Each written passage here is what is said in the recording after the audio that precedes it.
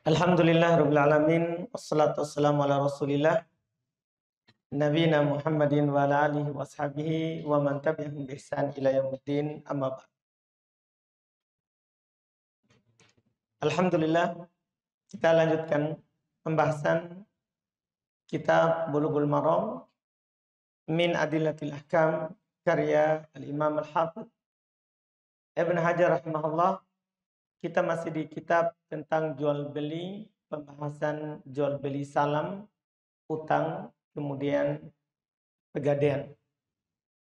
Di pertemuan yang lalu sudah selesai dari pembahasan jual beli secara salam. Di pertemuan ini kita akan bahas al-qard, utang piutang. Kata beliau rahimahullah di hadits 843, wa an Abi Hurairah radhiyallahu taala anhu qala anin nabi sallallahu alaihi wa alihi wasallam qala man akhadha amwalan nasi yuridu adaaha addallahu anhu wa man akhadaha yuridu itlafaha atlafahu Allah taala, rawahul Bukhari. Ini satu hadis beliau bawakan terkait dengan utang piutang.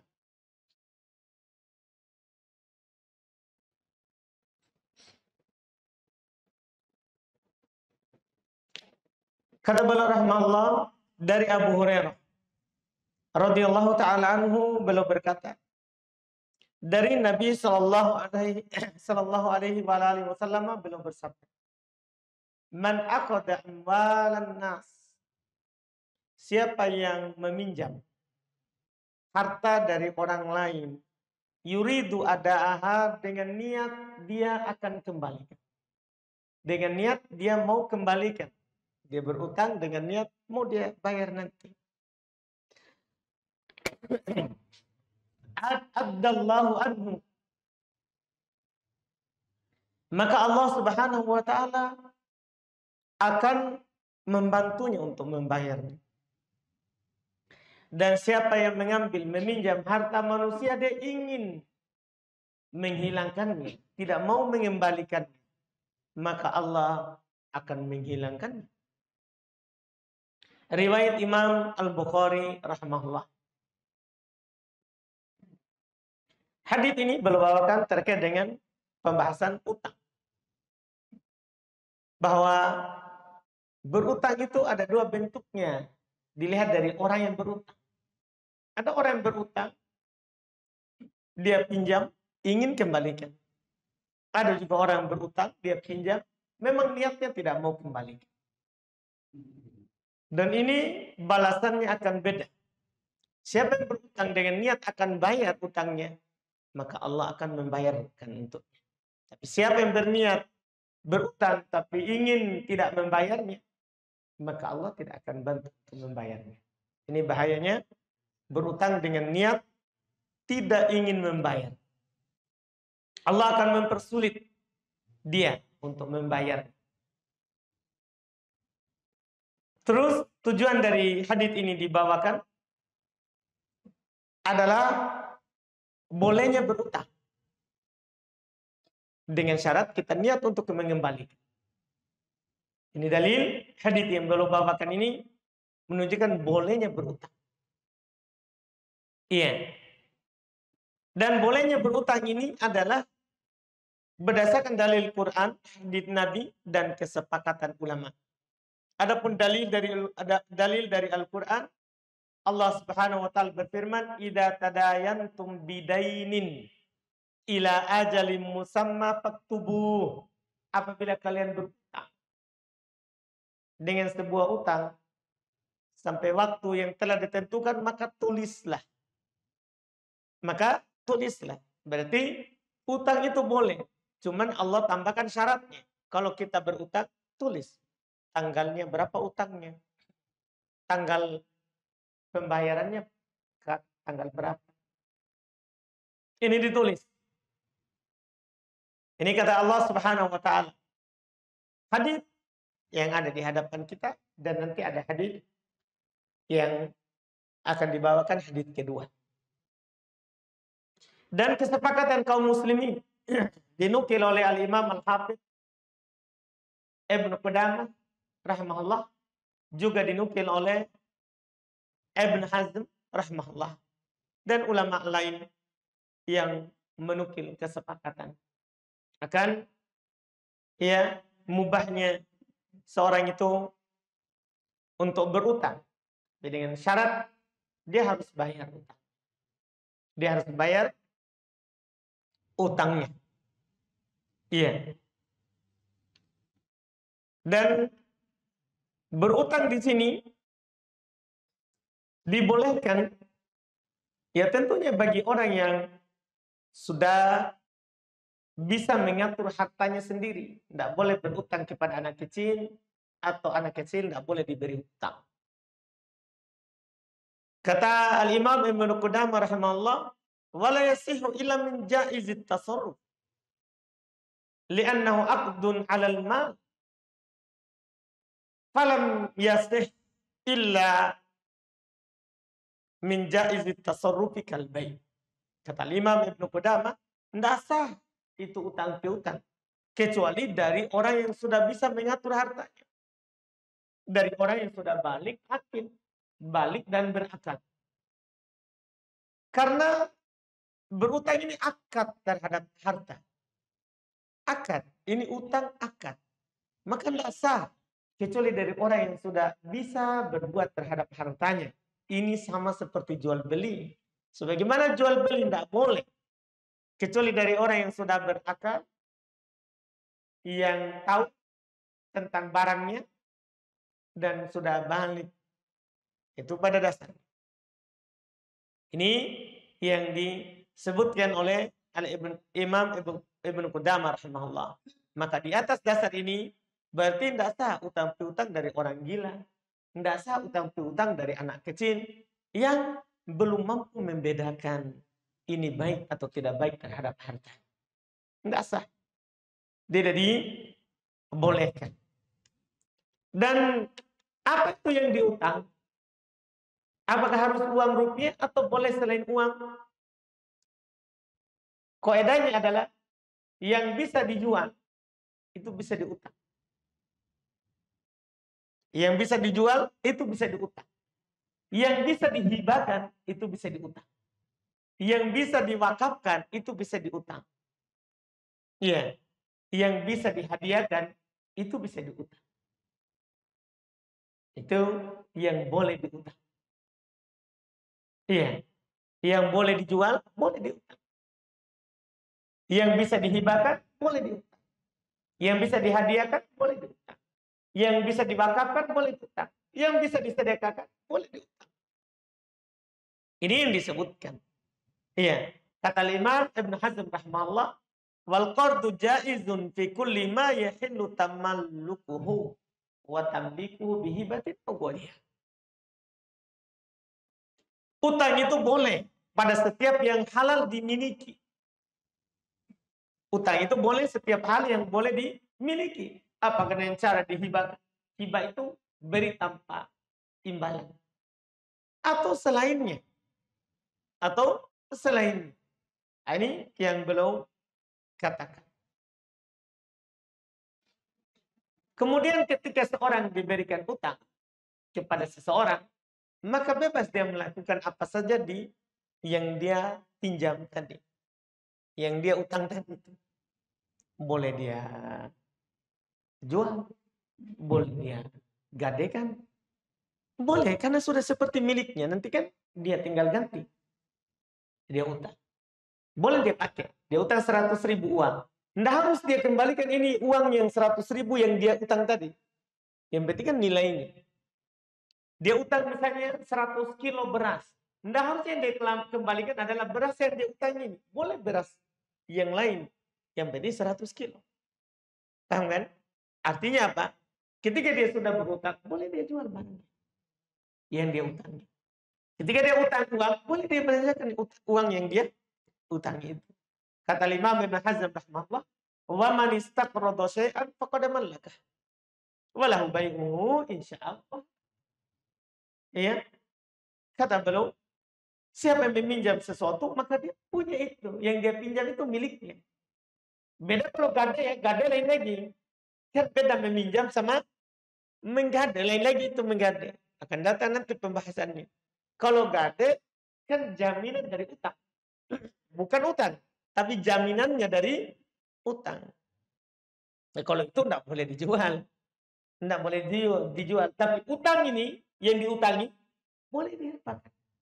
Boleh dia jual, boleh dia pakai belanja. Utang. Tapi kalau ada barang jaminan, itu lain lagi nanti. Dan itu masuk di hukum apa? Pergadaian. Ini sekarang yang diutangi. Barang atau hal lain yang dia utang. Boleh saja. Dia sudah miliki. Boleh saja. Apa hukum memberi utang? Tadi kita sudah sebutkan, ini boleh. Bolehnya di sini sunnah atau bagaimana? Bolehnya sama hukumnya terhadap yang berutang dan yang memberi utang atau bagaimana? Para ulama kita membedakan. Iya. Dia sunnah bagi orang yang memberi utang. Kalau ada yang mau berutang, sunnah dia beri utang. Bagi yang mau minta pinjaman utang, boleh baginya hukumnya. Tidak sunnah orang berutang. Tapi kalau ada orang yang mau berutang, sunnah bagi pihak yang punya, yang mampu untuk memberikan apa? Pinjaman. Jadi beda, ada hukumnya sunnah, ada hukumnya apa? Boleh. Bahaya kalau kita katakan sunnah berutang. Aduh, berlomba-lomba nanti orang akan berutang. Sunnah ini berutang. Enggak, berutang boleh. Wajib membayarnya. Kalau kita sudah berutang. Tapi pihak yang mau memberi utang, sunnah kalau ada yang butuh.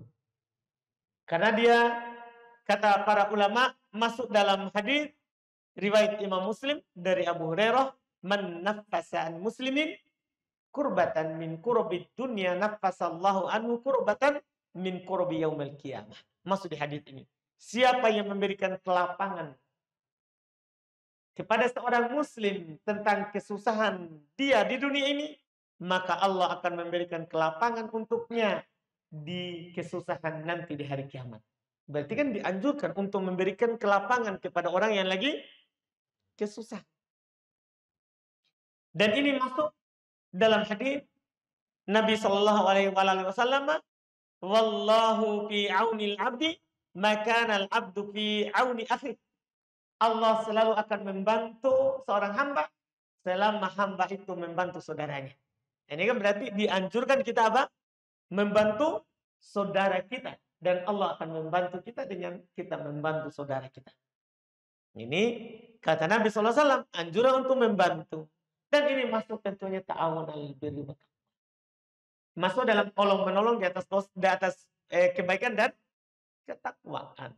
Dianjurkan bagi orang ketika dia mampu dan dia melihat bahwa orang ini terpercaya. Kecuali dia sudah tahu, ini sudah berapa kali saya kasih utang, tidak amanah. Sudah jatuh waktunya, dia tidak bayar. Waktu mau berutang, Masya Allah, rajin sekali telepon, WA. Tapi pada saat pembayaran, Masya Allah, ditelepon tidak angkat, di WA tidak balas, ketemu di jalan menghindar, satu jamaah di masjid tidak jamaah di masjid. Ini masalah. Kalau orang yang seperti itu dianjurkan tidak dikasih. Karena jangan sampai rusak persaudaraan gara-gara utang. Iya, yang seperti itu jangan dikasih utang. Jangan dikasih utang. Karena akan merusak hal lain. Akan merusak hal lain. Karena sebagian orang memang sifatnya begitu. Kalau ada maunya, ya dia sayang. Kalau tidak ada, selesai. Dia bomet. Iya. Ini sebagian orang begitu. Ini makanya kita melihat dulu. Kalau orangnya amanah, percaya. Karena masalahnya ini beri utang itu kan kita memang murni membantu. Bukan mau menggandakan harta. Bukan mau menggandakan harta. Kalau menggandakan harta itu lain. Itu riba. Itu riba. Ini orang yang memberikan utang, ini muhsinin. Ini muhsinin, orang yang berbuat baik. Orang berbuat baik. Nah, ini yang disebutkan terkait dengan hukum berutang. Jadi beda yang memberikan utang dengan yang meminjam. Dan pembahasan tentang utang piutang mirip dengan pembahasan yang lalu tentang salam, jual beli secara salam. Kita harus jelas berapa utang, berapa kita kasih. Harus jelas, harus ditulis. Terus harus jelas kapan dibayar. Masalah nanti dia, yang penting nanti dia tulis dulu. Masalah nanti ternyata tanggal itu, qadarullah dia masih kesusahan, boleh kita undurkan. Kan masalah nanti itu diundurkan. Selama kita undurkan pembayarannya karena memang dia tidak mampu, maka yang memberi utang dapat nilai sedekah setiap harinya. Setiap harinya. Tapi kalau dia undur, itu yang berutang mampu bayar, tapi sengaja dia undur. Sengaja dia pakai dulu hal-hal lain, padahal wajib dia bayar utangnya. Maka dolim. Dia berdosa dengan hal tersebut. Kata Nabi, maklul goni, zulmun. Mengundur-mundurnya orang yang mampu bayar, itu kedoliman. Itu adalah kedoliman. Artinya kalau sudah datang waktunya, wajib dia bayar. Membayar utang itu wajib hukum. Membayar utang itu hukumnya wajib, bukan sunnah. Bukan sunnah. Maka untuk menghindari perselisihan, ditulis. Ditulis. Dan ditulis di sini adalah hukumnya sunnah, tidak wajib. Tidak wajib ditulis, sunnah. Karena Nabi SAW pernah melakukan akad dan kata mereka belum tidak tulis. Jadi hukumnya ini adalah sunnah ditulis. Apalagi kita lihat orang yang tidak terpercaya. Ditambah dengan pendukung hadis yang setelahnya 844.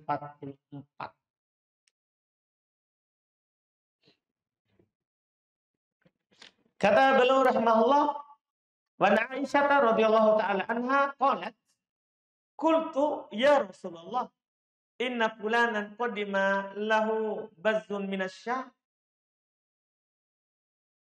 falau ba'atta ilaihi fa'aqatta minhu thawbaini nasi'atan ila maisarah fa'arsala ilaihi famtana' akhrajahu al-Hakim wal-Baihaqi wa rijaluhu thiqat. Kata beliau dari Aisyah radhiyallahu taala anha, beliau berkata, saya berkata kepada Rasulullah, wahai Rasulullah, si fulan datang dengan barang dagangannya dari Syam. Kalau engkau mengutus seorang kepadanya sehingga mengambil darinya 2 pakaian secara nasi'ah. Kalau secara nasi'ah, yaitu dengan dibayar nanti. Kan ini pakaian. Ya boleh kita berutang pakaian. Kita ambil baju, bayarnya nanti. Boleh. Ila maisaro sampai yang dimudahkan. Sampai waktu yang dimudahkan kita bayar nanti. Ini kan mengisyaratkan apa? Tidak ditulis tanggalnya. Terkait dengan utang. Beda kalau baik salam. Kayak kalau jual beli secara salam, karena masalahnya dia sudah kasih uangnya, barangnya nanti. Itu harus ditulis. Harus ditulis tanggalnya. Bahkan tanggal penyerahannya. Kalau ini adalah sampai dimudahkan. Tapi bahkan Nabi pun melakukan apa yang diusulkan oleh Aisyah. Ini menunjukkan boleh berutang. Sekali lagi ini hadis kedua. Menunjukkan apa? Boleh berutang. Karena Aisyah mengatakan kepada Nabi, tidak mungkin dia katakan usulkan sesuatu yang tidak boleh. Dia usulkan kepada Nabi, ada pedagang datang dari Syam, kalau engkau utus seorang untuk berutang kepadanya 2 pakaian, nanti kita bayar sampai dimudahkan. Maka Nabi pun mengutus. Nabi pun mengutus seseorang. Tapi pedagang itu famtana, dia enggak mau. Enggak mau diutang. Iya. Nah, ini Masya Allah. Ini menunjukkan bahwa fikih kedua yang kita ambil hari ini bahwa enggak wajib itu yang pihak yang kita mau minta pinjaman untuk apa? Memberikan pinjaman, enggak wajib. Makanya kita bilang tadi apa hukumnya? Sunnah kita beri. Lihat ini orang, ini hikmah. Ini di zaman wahyu. Kalau kita sekarang ini mungkin kita akan mencelanya. Masa kau kasih begitu Rasulullah? Iya, enggak boleh. Boleh. Haknya si pedagang untuk menyatakan saya enggak mau kasih utang. Haknya pedagang. Ini pelajaran bagi kita, Bang. Iya, jangan sampai karena Ustaz kita mudahkan semuanya. Oh, Ustaz kok itu jangkauan. Iya. Seharusnya harusnya dibayar, tapi karena Ustaz, ada kiai, ada guru tak, langsung dia kasih gratis. Enggak. Kita beda masalah ilmu, beda masalah dunia. Nabi, Masya Allah, belum berdagang. Belum gadekan baju besinya. Iya. Enggak boleh kita gara-gara kita Ustaz mengharap gratis terus. Nanti kan terkena kalau Ustaz kurang terus. Iya. Nah ini kan enggak boleh seperti itu. Enggak boleh. Iya. Sebagian ulama kita di masa dahulu tidak masuk pasar gara-gara hal tersebut. Enggak mau dia masuk pasar. Kalau ada yang mengenalnya. Kalau ada yang mengenalnya. Karena itu. Jangan sampai orang tadinya mau jual, tapi dia kasih gratis gara-gara apa? Status. Gara-gara status. Nah, itu. Kadang orang sekarang kadang sengaja. Iya, masuk pasar supaya dikasih gratis. Enggak boleh. Kalau bisa kita kurangi ke pasarnya teman. Jangan sampai kita dikasih gratis gara-gara kita ustadz. Itu lebih bagus. Lihat, kan ini yang diajarkan di masa Nabi SAW. Nabi enggak paksa. Bilang dia enggak mau. Masa kau enggak mau saya ini? Enggak. Jadi orang itu enggak mau. Nabi SAW tidak mengutus kedua kali. Bahwa harus kau mau saya yang ini. Enggak. Ini Rasulullah. Iya, sama dengan itu. Dia tidak mau, ya Rasulullah biarkan. Karena kalau dia beri itu kan kebaikan. Dia muslim. Dia kebaikan. Kalau dia tidak mau, jangan dipaksa. Tidak mau, tidak boleh kita paksa orang. Masa kau tidak kasih, Kak? Sebab orang begitu. Kalau dia tahu temannya mampu, dia paksa temannya untuk kasih utang dia. Iya, tidak boleh. Tidak dibolehkan. Ini yang disebutkan. Kemudian di hadits ini pula, Masya Allah, terdapat isyarat bahwa ketika utang itu sudah jatuh temponya, dan kita melihat yang berutang memang tidak mampu, boleh ila maisarah, boleh sampai ke waktu yang dimudahkan dia bayar. Boleh sampai waktu yang dimudahkan dia untuk apa? Untuk bayar. Kata Allah Subhanahu wa taala di dalam Al-Qur'an, ya, terkait dengan orang yang berutang tadi, anadhiratun ila maisarah. Ketika dia tidak mampu membayar, maka tunggu sampai dia dimudahkan. Tapi jangan sampai tunggu belum ada kemudahan. Jangan sampai ada yang bilang begitu, ada yang datang tagih, pasti dia tahu ini ayat. Apalagi dikasih ayat-ayat tentang utang, sedekah. Iya. Nah kalau dia datang nanti ini pasti saya lagi lagi susah. Alhamdulillah. Iya.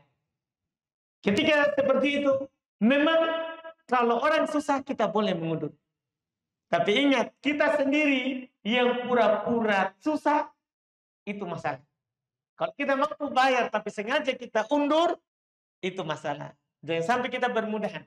Nabi katakan dalam haditsnya, matlul ghani zulmun. Orang yang mampu bayar sengaja dia undur-undur zalim.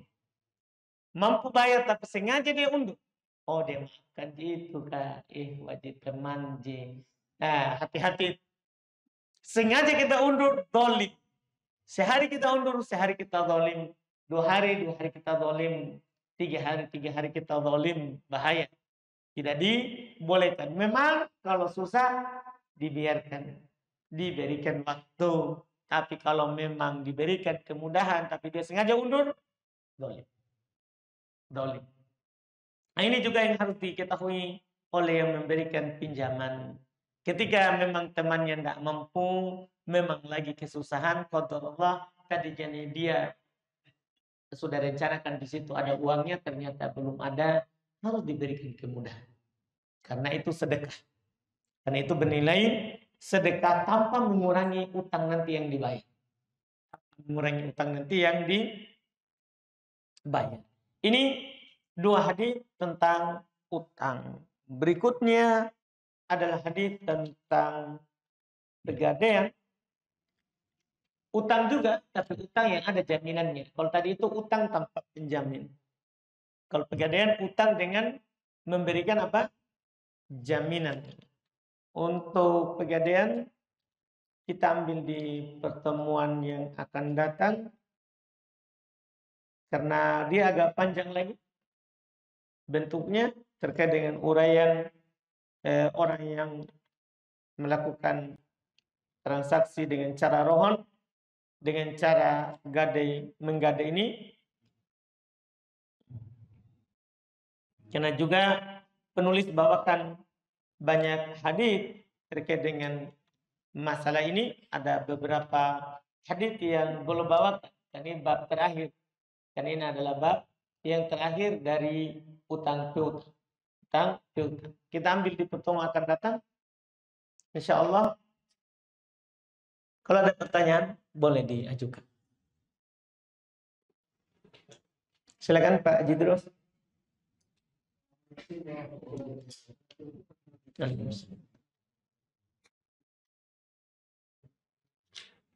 Alhamdulillah.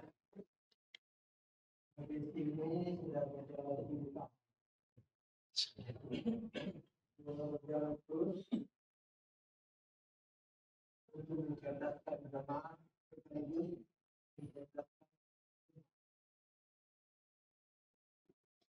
Bagaimana ini? Pertanyaan tentang utang.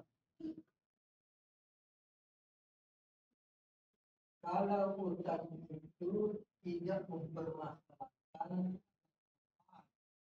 yang baik, itu tidak baik. Contoh, seseorang yang mau menikah, dia berutang karena mau menunjukkan nilai dia mahal.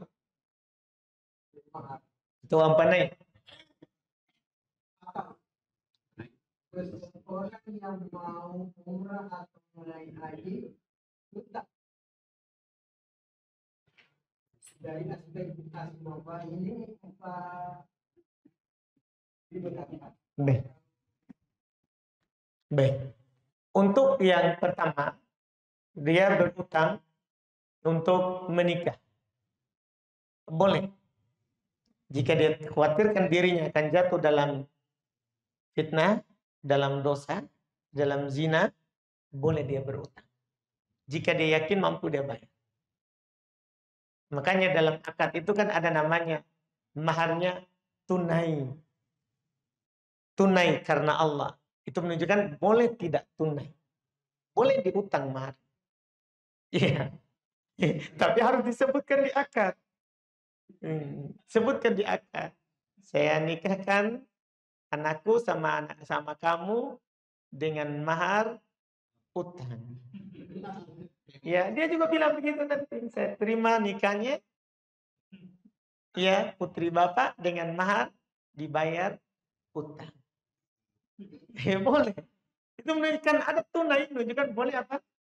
Utang. Tidak ada masalah, boleh. Adapun haji dan umroh beda. Kan haji dan umroh kan adalah bagi yang mampu.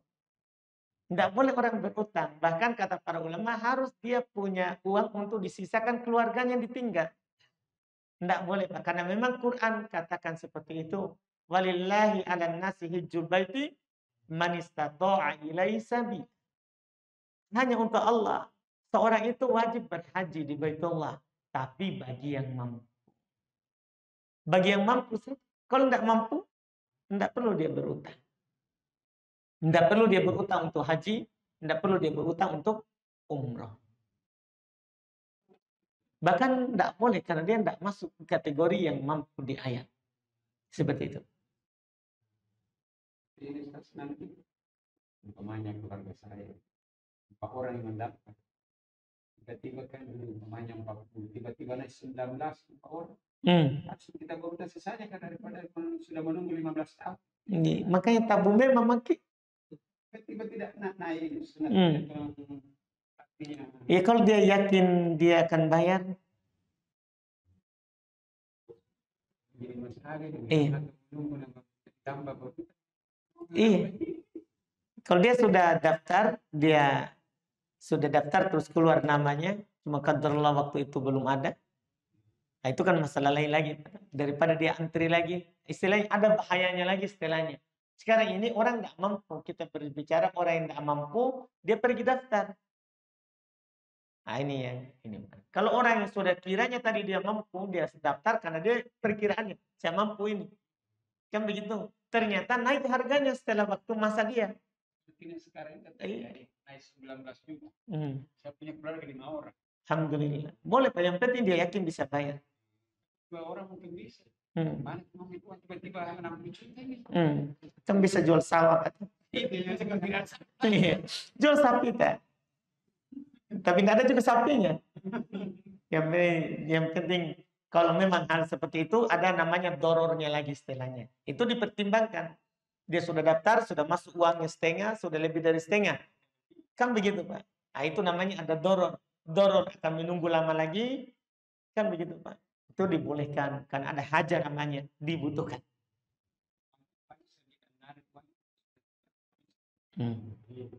Alhamdulillah. Pertanyaan kedua, Ustaz. Silakan Pak. Maaf ini di luar materi kajian. Baca di TikTok. 4 orang yang tidak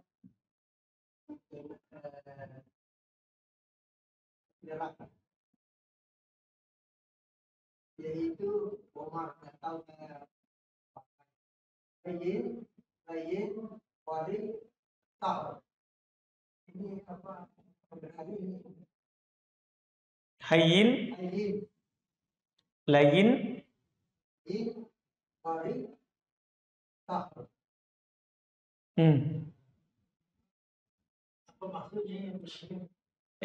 Dia disebutkan Pak di sebagian lafaz memang dia layin, maksudnya lemah lembut, disebutkan dalam hadis Imam Ahmad alan kalam, dia halus dalam berucap, bertutur kata. Hayyin, mudah, tidak sombong. Terus layin semakna dengannya sahal, maksudnya di dalam hadis lain sahal dalam mudah dalam jual beli, mudah dalam menjual, mudah dalam membeli. Kalau sudah dikasih tahu harganya, dia langsung beli. Kalau dia menjual, mudah juga dalam menjual. Disebutkan dalam hadis yang lain. Itu potongan. Itu dari orang-orang yang sifatnya penduduk surga itu.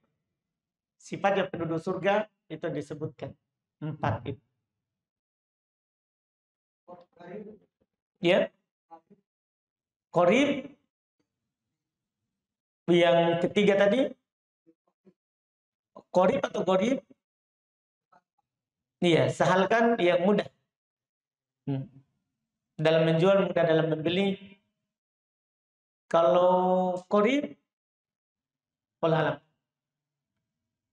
Kalau gorib ada yang asing. Yang kata Nabi itu balil ghuraba. Beruntunglah orang-orang yang asing. Asing di sini bukan karena dia orang dari luar negeri. Bukan. Maksudnya adalah dia melakukan apa yang orang tidak lakukan. Dari syariat Islam. Dari syariat Islam. Seperti itu. Baik. Alhamdulillah karena sudah ada. Terima kasih atas kesempatan. Setelah pertanyaan titipan lagi berteman dengan sama saya, kasusnya seperti ini. Teman dan teman ini punya masalah di TV diberikan amanah donasi. Beberapa hari kemudian sang pelaku dan di TV ini dapat musibah secara pribadi. Kemudian dia pakai ini uang donasi dengan niat nanti keuangannya normal, nanti kalau Allah kembali mendapatkan cobaan, akhirnya tidak mampu membayar donasi yang dia pakai itu bagaimana Ustaz? Apakah masuk hutang atau cukup bertobat? Gimana? Donasinya dalam bidang apa? Misal sumbangan bencana, Terus dia kena apa? nah pakai. Kena apa dia? Orang dia bilang jalan motornya. Iya, Masya Allah. Ini jangan Baik. Alhamdulillah. Jadi donasi itu kan amanah. Ketika kita menyebutkan nama untuk mencarinya, misalnya kita buka donasi untuk bencana, ya amanahnya harus ke bencana. Tidak boleh ke cicil motor. Ya itu menunjukkan sebenarnya dia sudah kena syahwat. Ada uangnya, kan dia cicil motor pasti punya uang. Ya kan? Ada uangnya, tapi ada ini uang bencana. Itu setan di situ, Pak. Berarti dia di sini tidak amanah, salah. Dia salah orang gunakan amanahnya orang situ. Itu tanda munafik, tidak boleh. Karena orang munafik itu kata Nabi SAW, tidak tumina khona. Jika diberi amanah dia berkhianat. Itu bahaya, Pak. Bahaya. Ya masalah utangnya cicil motornya itu masalah pribadi, tidak boleh dia pakai donasi. Tidak boleh pakai donasi. Kecuali memang donasinya untuk bayar cicil motor. Ada teman terlilit utang. Tidak mampu dia bayar lagi motornya. Nah motor ini adalah memang sumber penghasilan yang menjadi sebab rezekinya. Tapi dia tidak mampu lagi bayar. Akhirnya dibuka donasi untuk membayar cicilan motornya. Dibayarkanlah untuk dia. Boleh. Tapi kalau donasinya di yang lain, kita cari uang untuk masjid, tapi dipakai tempat lain. Tidak boleh. Karena amanah namanya. Amanah. Salah dia. Wajib bertobat dan mengganti uangnya. Wajib bertobat dan mengganti uangnya. Dua harus dia lakukan. Tobat dan ganti uang. Karena itu amanahnya orang. Seperti itu. kedua bagaimana Ustaz kalau kita makmum apa Al-Fatihah kita cukup 3 ayat saja. Nah, berkiblat dari pilih di Al-Quran kan ada 3 ayat Ustaz. Itu satu bimbing. Terus yang selanjutnya kalau kita imam 1 ayat misal Setelah Al-Fatihah. Baik. Jadi pertama, untuk imam memang wajibkan bagi imam, makmum, sholat sendiri, semua rukun baca Al-Fatihah. Surat setelah Al-Fatihah, sunnah.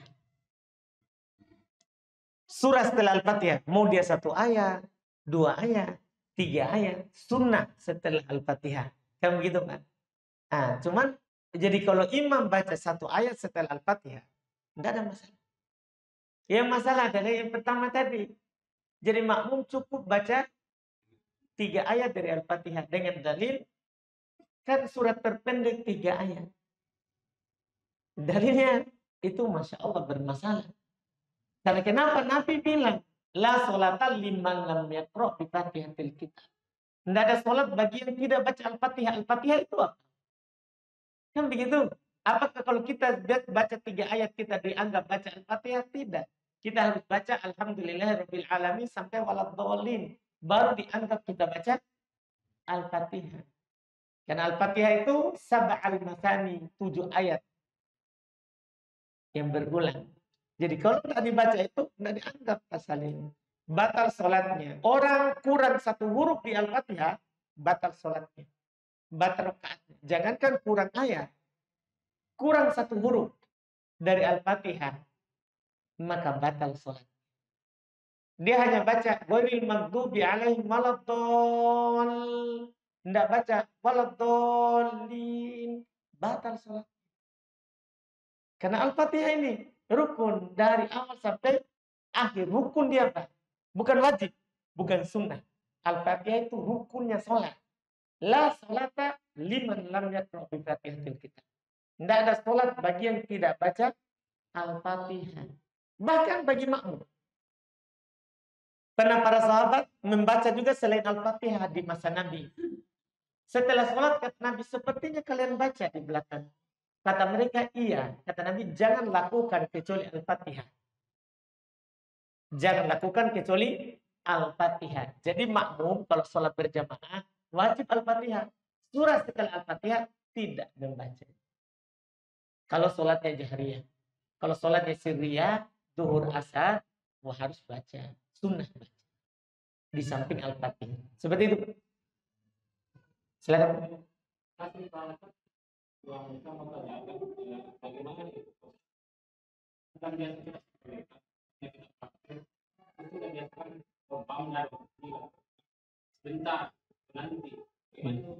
Tidak boleh.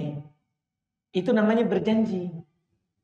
Iya, tidak boleh kita bilang sebentar atau nanti. Bilang saja, lagi tidak ada. Iya, karena kalau kita bilang sebentar berarti janji. Iya, janji Pak. Orang ciri mukmin kan kalau dia berjanji, dia harus tepati. Terus bagaimana kan membayarnya?